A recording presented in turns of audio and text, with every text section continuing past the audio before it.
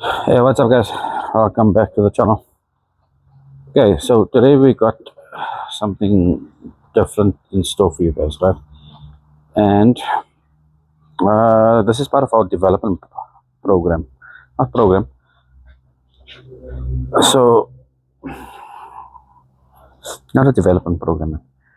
It is part of our production stuff that we're getting into production, manufacturing, fabrication, and basically the soft items on the E30s, right? So the hard wearing items, the rust items that we'd like to start getting to.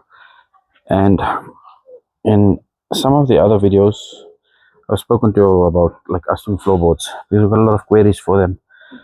It's also to make our life quite easier. So floorboards, rear battery trays, front battery trays. Mind you, we've actually never had much front battery trays to repair. It's always the rears. So floorboards, rears, we're actually going into manufacturing the chassis legs because we found a lot of um, you're finding a lot of rust in there. So a lot of people, a lot of the customers are actually unaware of the rust because they don't see it, right? It's always covered up, either by the cross member covering it up or the control arm push holder covering it up, or rubberize or something of the sort. And once you start digging in there, like I've shown you guys over and over and over, is that you keep on finding rust there. And the scary part is because it's made up of about three platforms of material where your bolt pattern is in there, and it's actually structural bolt patterns, meaning that they are rated. It's not just a normal nut in there and stuff like that. You don't see the rust from the inside, so you pick it up either way when you either pick it up way too late or basically when it starts breaking off. So to make life easier, instead of cutting and joining a chassis, and I will take you through this video very soon. Your chassis leg runs from underneath your floorboard, which is underneath the seat. It starts by basically underneath the front seats, and then it flows all the way basically up until the cross member section, and then the rest of the chassis flows on. So there's like 2 or 3 parts to it, and we're actually making up the main part that rusts a lot. So the nice thing is that your jacking points are there. So once that is done, your beetle will be in there, your dimple dies will be in there, and it'll look very OEM. So by what we're going to be doing very soon is every vehicle that comes in here will go through a chassis leg change. So it'll be standard procedure where the customer asks for it or doesn't ask for it.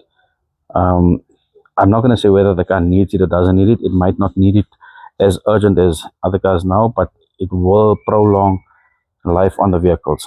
And a lot of the items that we fabricating now and for production basically is to help with the longevity of the vehicles going forward.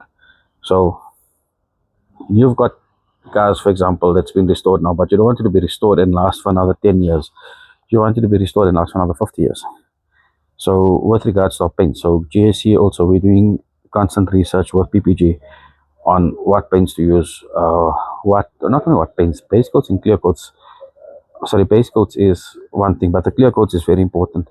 We're also going through climate change. I think everybody, everywhere in the world, we're going through climate change. We're noticing that our summers are very harsh.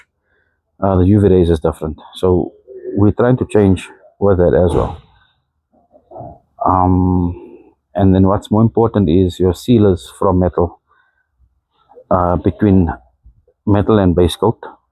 Your sealers in between that, and you guys know that we go through a 3-stage primer process, right? And that is very important. So that we've got the base sorted out for now, and I think the base that we got sorted for now is the best, is one of the best. I would say one of the best, because there are other products not available in South Africa, but other products that do have the same material, but it is one of the best sealing materials that we have at this point in time. So this project, for example, it's a very small part of it that we've made up, but this is in between our restorations, in between all the crap that's going on here. That since I spoke to you guys the last time, there's a lot more happening, right? And I'll do a video of it very soon. Some of my customers, they know I've been in contact with them as we're actually going through the stages, right? And so they're aware of it already. But for the viewers don't really know until I put out the video. So I will do it very soon. I'm so itching to put a video out of the production line that's happening now.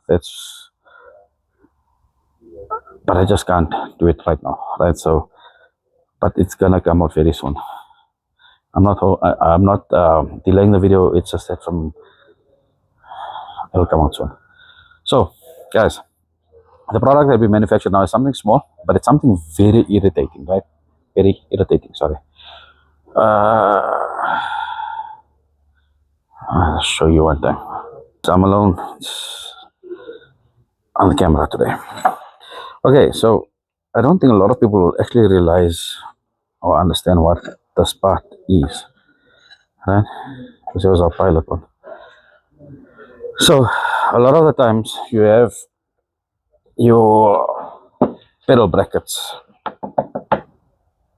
So a lot of the times you'll find that the rust, we know on the E30s we have rust issues on the pedal brackets, right? And over here, you got rust issues on the pedal brackets. And guys will always do, I've seen stupid modifications, I've seen stupid crap about how it's done and how it's put together. And yeah, look, it's a plan made, right? It's a plan made, but we try not to make a plan, right? We're trying to go back as OEM as possible. So back to the bracket quickly. This is a pedal bracket where your pedal actually fits into. So it is made as snug as possible. Let me just rest this over onto the vise. You can see here we've got two clips here, right? This is actually on the pedals. When you're purchasing pedals, and I'll explain to you the different pedals now quickly. When you're purchasing pedals, you'll see that they got brand new clips, and it actually clips into your head. It doesn't slide onto you or anything of the sort. So we've developed it in such a way. This is one that's put together now, so it's not primer or anything of the sort. But it's put together in such a way that it's not just another slot, right? It looks OEM as possible. I don't want to shove this one back in here. We made it as snug as possible. The tolerance is very minimal on here, right? So let me put it onto, sorry. So I didn't even take my tripod out today. So I'm using the vise on here. So it is a snug fit to this guy here, right? And there's it. So it's tight. It's meant for the original clips on the pedals. So this bracket here in specific is a chrome bumper bracket, right? So chrome bumpers, your pedal slits into here. This here is for the plastic bumpers. So this is the one that everybody wants because your pedal folds over here. So a lot of people always want to know what the difference is in a plastic bumper and chrome bumper pedal. And this is why you don't want to put it in here. Oh, that's fine. Here's the differences here. So plastic bumper will slide over this guy. Chrome bumper will slide into this guy. That's the two different pedals that you get. The top of the pedal is still the same. The pedal brackets or the pedal boxes are all the same, besides for the brake light switches. Those are the two differences. How we've also designed this here is that we have, instead of you needing to stitch it all the way around here, we will supply it primer through enough for a spot weld onto the car. So you don't have to get somebody to come and try and stitch it and grind the crap out of it afterwards and come through. You can MIG weld it, you can TIG weld it if you want to, you can arc weld it. So MIG is, people like to call it CO2. You can CO2 MIG weld it, or you can arc weld it. Just throw the nice spot, give it a nice clean finish, seal the bottom off here, put some seam sealer around it afterwards. Now we will supply it primed out. The primer that we'll supply through also is not just a general primer. It is it's a high temperature primer, so meaning that it shouldn't burn when you're welding it through, right? So it should stay protected right through, because okay, there's no heat in the center here, but it's meant for welding. So then you can come afterwards and then you can prime it again afterwards and apply your seam sealer, apply your paint, and pop your uncle. So it's a very different video as to what we normally do. Then availability of it will be exclusively available only at Zen Parts. So we are trying to stay away from, because we're busy with R&D, with constant R&D, we're busy with the restorations, be busy with, I'm not going to say repairs, we don't do repairs anymore, but we're busy with the restorations, and I don't really have the time to speak to the customers and to take on calls and to respond to people. So people will see, even on my YouTube, I battle to get to responding to it, right? It's just that we don't have enough hours in a day.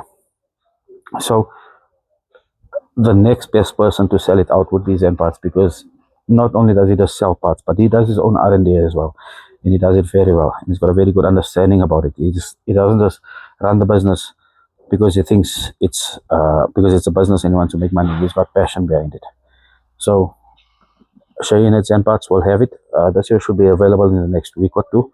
He's got chrome bumper items available. I will be supplying him with the plastic bumper, guys. It should be fairly priced. We haven't finalized structures of pricing, or we haven't finalized the pricing of it, but it should be fairly priced.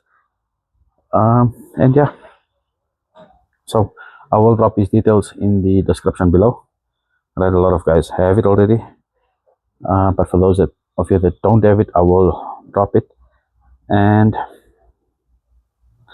I shall keep you updated to more that's coming through. So floorboards, battery trays, rear battery trays, that's a big one. It's forever rusting up there. Chassis legs are coming up for now and for now.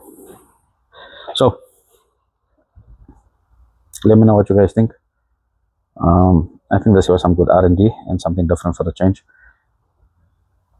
What's happening in the shops? We're just busy with some bodywork. I'll do a bodywork update for you guys. I really want to try and do the production line update for you, so I will work on that video very soon for you guys. And we are putting together the documentary. So we've got some of the cars in already. The C1 Alpina has arrived already. The P3 Alpina is arriving soon. The E30 M3 is arriving on Friday, and the iSport as well. And I'm not going to remember what other cars are coming in there. So there's some good clean cars in there, and it will be an awesome documentary. Big news, Vic Paral is obviously involved in the video, meaning he's representing with me. He'll be in the documentary with me, but I've also got legend Peter Cavalas. So I always spoke about him before. This time you guys have the chance to actually meet him.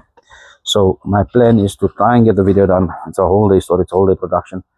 It should be about a 2-hour long video, which is actually very informative.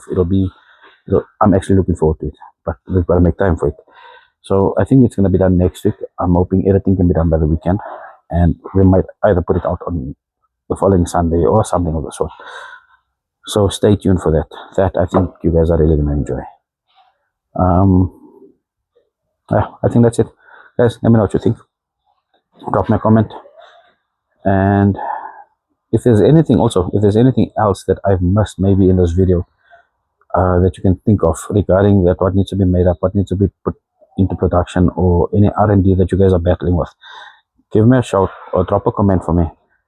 Drop a comment and let me know. Let me try and work on it with you. Maybe I've missed something out. Maybe I'm not too sure. Maybe I haven't picked it up as yet on these cars here. But drop a comment, let me know, and let me try and help you. Right, guys, I shall see you on the next one.